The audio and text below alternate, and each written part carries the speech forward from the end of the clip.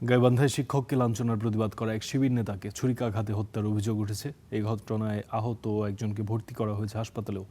Police জানিয়েছে যে সাঘাটার কচুয়া সরকারি প্রাথমিক বিদ্যালয়ের ম্যানেজিং কমিটি নিয়ে প্রধান শিক্ষক হাবিবুল্লাহর সঙ্গে জুমারবাড়ি ইউনিয়ন পরিষদে প্রশাসনিক কর্মকর্তা মাসুম কামালের কথা কাটাকাটি হয়।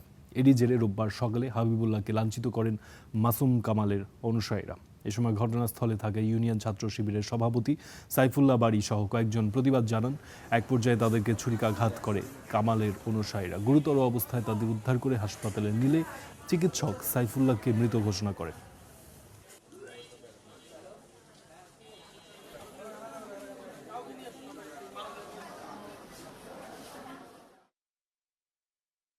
ইউনিয়নের এক শিক্ষককে লাঞ্ছিত করতেছিলেন। এরা যায় ওখানে কিছুটা প্রতিবাদ করে। এভাবে দুই একটা তর্ক বিতর্ক হওয়ার পর ওখানে ঘটনাটা মিটে যাওয়ার পর আমার এই ছোট ভাই নিহত সাইফুল ও চারমাথায় ওর বন্ধুদেরকে নিয়ে চা খাওয়ার উদ্দেশ্যে চারমাথায় আসে। একটা বড় শাবল হাতের মধ্যে নিয়ে। কতজন ছিল? ওরা চারজনের মধ্যে ওরা মূল হলো মুকুল। ঘটনাস্থলে আমাদের পুলিশ গিয়েছে এবং যারা জড়িত তাদেরকে অ্যারেস্টের জন্য চলমান আছে। এটা কোনো দলীয় কিনা বা অন্য কোনো কিছু কিনা আমরা আরো তদন্ত করে দেখব।